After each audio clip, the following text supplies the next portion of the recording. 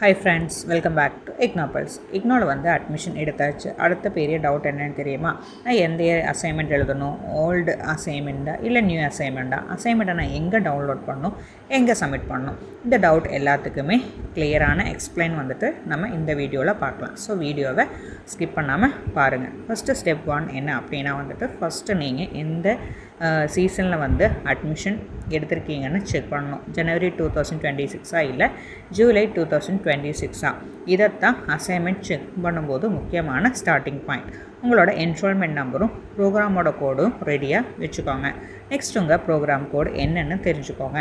எக்ஸாம்பிளுக்கு வந்து BCom, BA இல்லைன்னா எம்பிஏ, பிசிஏ, எம்பிஏ மாதிரி ப்ரோக்ராம்ஸ் எல்லாம் இருந்ததுன்னா அதுக்குன்னு அசைன்மெண்ட் கொஷின்ஸ் எல்லாம் வந்து டிஃப்ரெண்ட்டாக இருக்கும். அஃபிஷியல் இக்னோவோட அசைன்மெண்ட் பேஜில் உங்கள் ப்ரோக்ராமுக்கு சரியான அசைன்மெண்ட்டை தான் செக் பண்ணணும். இது ரொம்ப முக்கியமான ஸ்டெப். என்னென்னா அசைன்மெண்ட்டோட பிடிஎஃப்பில் சீசன் இல்லைன்னா இயர் என்ன கொடுத்துருக்கான்னு முதல்ல பார்க்கணும். உதாரணத்துக்கு வந்து நீங்கள் ஜனவரி 2026 அட்மிஷன் எடுத்திருக்கீங்கன்னா டிசம்பர் 2026 டேர்மட் எக்ஸாம் எழுதுறீங்கன்னு மட்டும் வச்சு எந்த அசைன்மெண்ட்டும் நம்ம பிளைண்டாக சூஸ் பண்ணக்கூடாது. உங்கள் ப்ரோக்ராமுக்கு அப்ளைக்கபிளான அசைன்மெண்ட்டோட சீசன் ப்ளஸ் எக்ஸாம் சீசனோட இன்ஸ்ட்ரக்ஷன்ஸை நம்ம அஃபிஷியல் நோட்டிஃபிகேஷனில் வெரி பண்ணணும். இதுதான் வந்து சேஃபஸ்டான மெத்தட்னு நம்ம சொல்லலாம். இப்போ நீங்கள் பிடிஎஃப் டவுன்லோட் பண்ணிட்டீங்க. அடுத்து ஒரு சப்ஜெக்ட்டும் கோர்ஸ் கோடு மேட்ச் பண்ணி பார்க்கணும். உங்கள் ஸ்டடி மெட்டீரியல்ஸ் இல்லைன்னா கோர்ஸோட லிஸ்ட்டில் இருக்கிற கோடும் அசைன்மெண்ட் பிடிஎஃப்பில் இருக்கிற கோடும் சேமாக இருக்கணும். கோர்ஸ் கோடு மிஸ் மேட்ச்னால் அந்த அசைன்மெண்ட்டை நம்ம எழுத வேண்டாம்.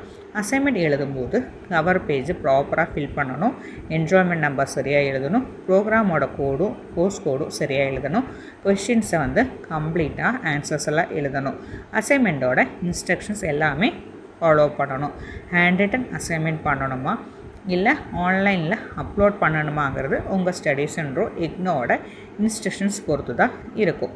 அசைன்மெண்ட் வந்து நம்ம கம்ப்ளீட்டு ஆனதும் லாஸ்ட் டேட் வரைக்கும் நம்ம வெயிட் பண்ணாமல் ஸ்டடி சென்டரில் அசைன்மெண்ட் வந்து சப்மிட் பண்ணுற இன்ஸ்ட்ரக்ஷன்ஸ் எல்லாம் செக் பண்ணிவிட்டு சப்மிட் பண்ணுங்கள்.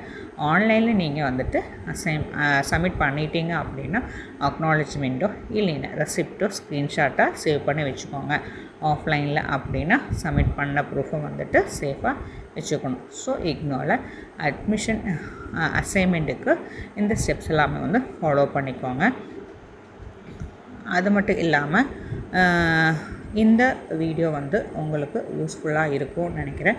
உங்கள் ப்ரோக்ராம் கோடு அசைன்மெண்ட் செக்ஷன்ஸை வச்சு தான் வந்து உங்கள் அசைன்மெண்ட் உங்களால் டவுன்லோட் பண்ண முடியும். உங்களுக்கு அசைன்மெண்ட் ஹெல்ப் ஏதாவது வேணும்னா எங்களோட நம்பருக்கு வாட்ஸ்அப் பண்ணிங்கன்னா உங்களுக்கு ஹேண்ட் ரிட்டன் அசைன்மெண்ட்ஸ் எல்லாம் நாங்கள் பண்ணித்தரோம். நெக்ஸ்ட் வீடியோவில் பார்க்கலாம் ஃப்ரெண்ட்ஸ். தேங்க்யூ.